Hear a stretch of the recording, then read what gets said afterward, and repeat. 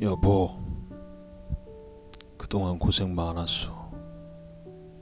어찌 그리 사줬어. 못난 인간 만나서 참 못 볼 걸 많이 보고 고생 많았어.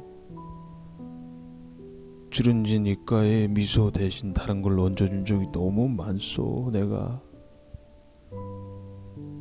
손이고 발이고 눈이고 물기보다는 그저 솜잎을 덮어주고 따뜻한 구들장 위에 누이고 그렇게 지냈어야 했는데,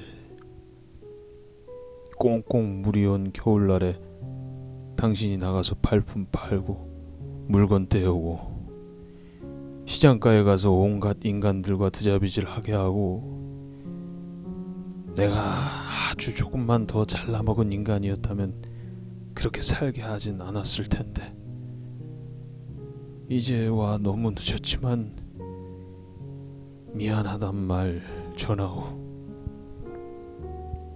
내가 그대 데려올 때 장인 어른께 한 말이 있었지.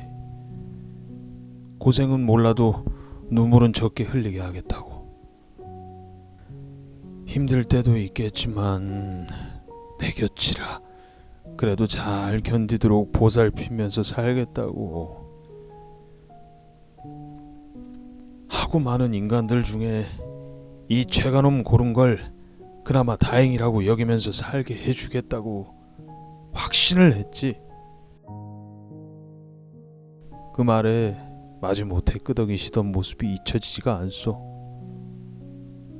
본인도 병고가 심하셨는데 생전에 내색 한번 안 하시고 늘 엄하게만 우리를 대하셨지.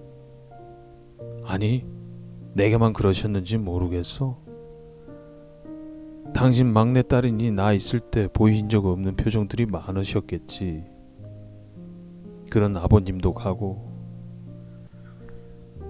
처음에 무엇 하나 할 줄 모르던 자네 데려와서 온갖 일을 다 시키고, 규수던 젊은이가 그렇게 발심 좋은 아줌마가 되고, 이내 검은 머리도 사라지고, 그래봤자 마음 여린 자네 당신인데, 옆에서 늘 지켜주겠다고 하던 남정네가 이리 꼴이 말이 아니라 미안하오. 사내는 침상에 누워 있었다. 여인네 보다는 노파인 그녀가 물기 어린 눈가에 먹먹한 표정을 지으면서 그 옆에 앉아 있다. 안방 바닥에 쪼그리고 앉아 앉은뱅이 의자의 등받이에 몸을 기댄 채였다. 머리를 곱게 따온 노파는 아무 말이 없다. 사내가 다시 입을 열었다. 곱던 아가씨가 벌써 할머니가 되었구려. 사내는 느리게 입가를 들어올려 미소를 지었다. 누인 채 고개를 까딱거리는 것도 힘겹다는 듯 꼼짝 못하는 모습이다. 천수를 누리지 못했다고 할 만한 나이는 아니었다. 다만 몸속에 느지막이 발견한 종양이 그의 건강을 빠르게 해쳤다. 지금에 와서는 도리어 격통은 없었다. 사내는 때를 짐작했다. 자네 겁 많은 것 아는데 이제 잘 때 곁에 아무도 없어서 어쩌오. 자다 깨서 새벽녘에 변소 갈 때 붙잡을 사내 팔이 없어서 어쩌오. 험한 세월 못돼 먹은 인간들이 별 몹쓸 사기 짓거리를 쳐도 그 간담으로 용케 다 이겨냈소. 애 둘 번듯하게 키워서 장가도 보내고 시집도 보내고, 형석이 민서 이제 얼굴에 주름진 게 참 우습지 않소. 그 딸아이 사내아이 또 하나씩 낳아서 손주를 둘 보여주는데 걔들 얼굴 못 보는 게 조금 아쉽소. 여보,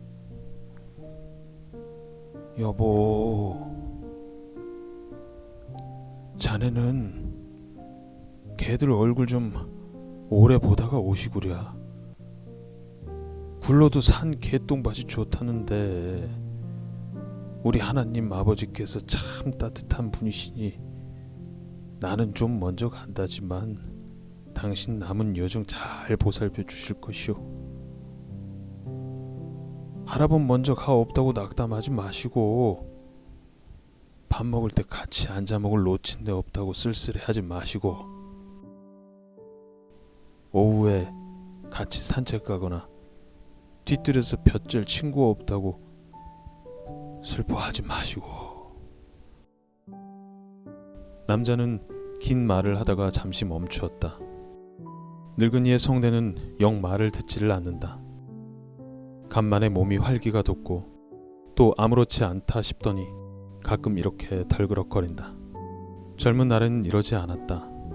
죽을 것 같던 때라도 기어코 한 걸음을 더 내딛고 또 아무렇지 않게 뛰어대던 몸뚱이였다. 80을 넘긴 몸은 마음과 정확히 정반대였다.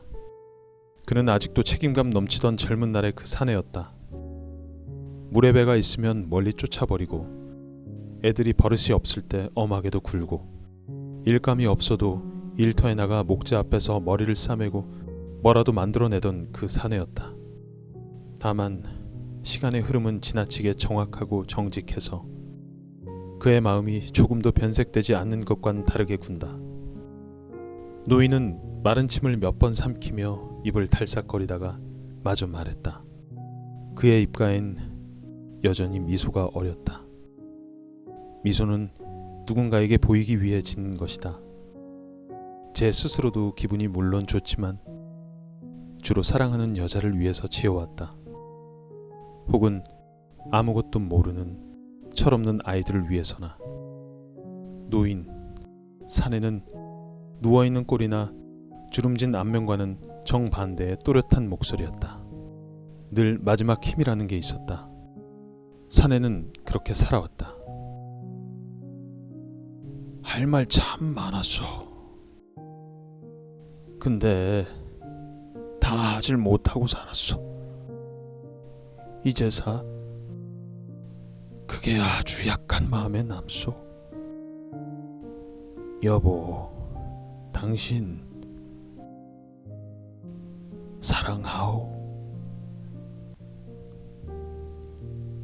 노인을 앉아서 바라보는 노인의 눈가에 어린 물기가 많아졌다.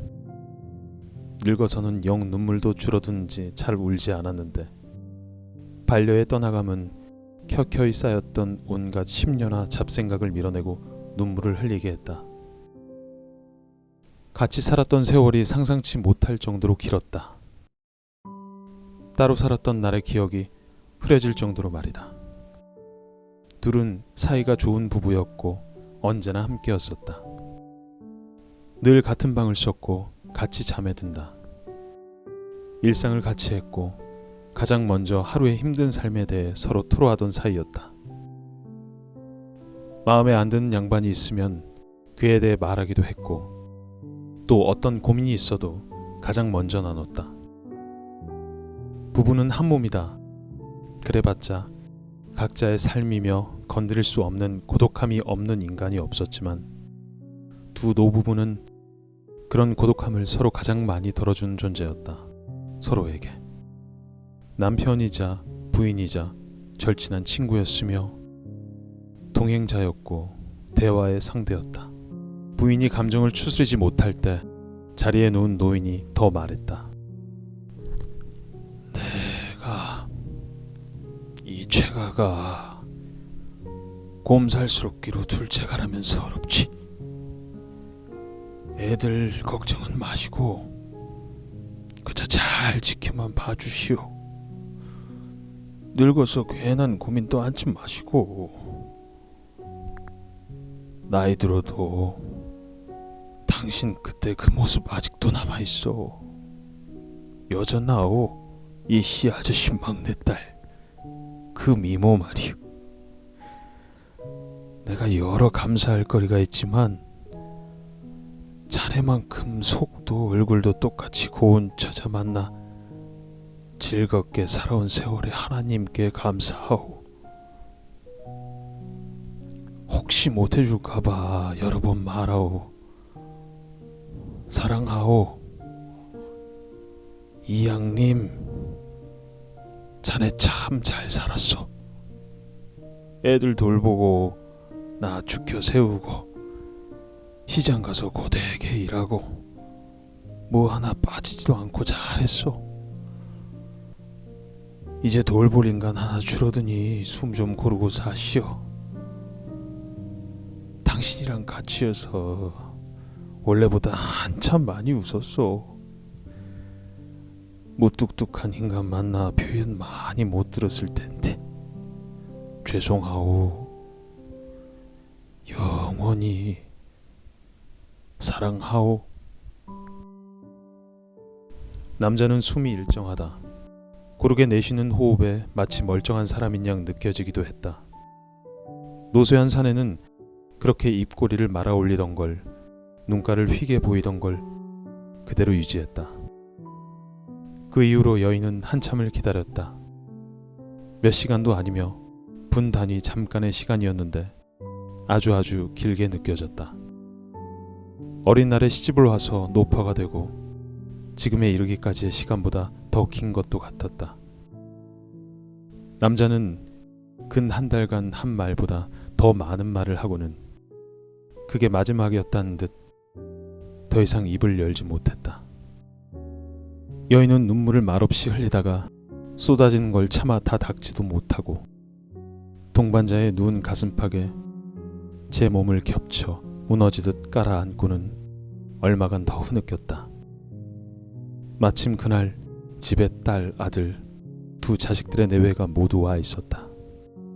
어머니가 방 안에서 울음을 토해내는 소리를 들었는지 바깥에 있던 아이들이 들어와 함께 얼마간 더 울었다. 흰 벽지, 오래된 장롱, 곱고 또 따뜻한 솜이불이 깔려있다.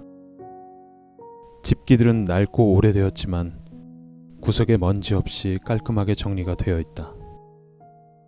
30년은 넘게 산 단독주택의 어느 방 안에서 그렇게 한 가족이 염려하던 작별을 치렀다.